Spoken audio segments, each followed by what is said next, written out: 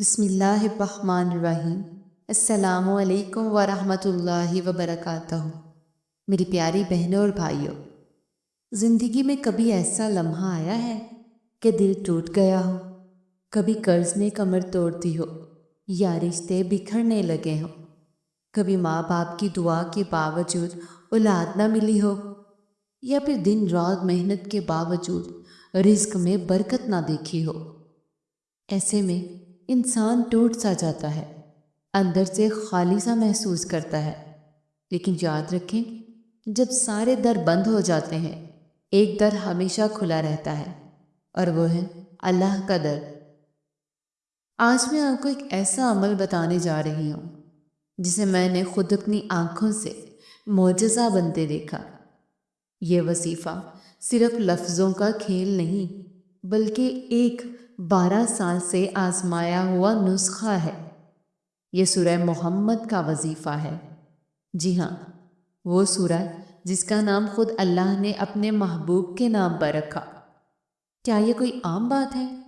ہرگز نہیں۔ اس میں وہ راز چھپا ہے جو آپ کے زندگی کی سب سے بڑی مشکل کو آسان بنا سکتا ہے۔ اس کا طریقہ بہت ہی زیادہ آسان ہے۔ 7 جمعے تک سورہ محمد کو 111 مرتبہ پڑھنا ہے۔ اکیلے نہ پڑھ سکیں تو گھر والے یا بہنیں بھی مل کر پڑھ سکتی ہیں۔ یقین اور امید کے ساتھ اللہ سے مانگنا ہے۔ میری بہنوں اور بھائیوں، اللہ کا وعدہ ہے کہ وہ ایمان والوں کے گناہ معاف کرتا ہے اور ان کے حالات درست کر دیتا ہے۔ آپ کی ٹوٹی ہوئی دعاؤں کو جوڑ دیتا ہے، آپ کے رشتوں میں محبت ڈال دیتا ہے، آپ کے رزق میں برکت نازل کرتا ہے، اور سب سے بڑھ کر دل کو سکون عطا کرتا ہے۔ سوچیں ذرا، جب اللہ خود آپ کو مدد دینا چاہتا ہے تو دنیا کی کون سی مشکل باقی رہ سکتی ہے؟ اللہ کی پناہ میں آنے والے کو نہ حسد نقصان پہنچاتا ہے، نہ جادو، نہ دشمنوں کی سازشیں۔ میرے پیارے بہنوں بھائیوں، بس ایک بار یقین کر کے اس عمل کو شروع کریں۔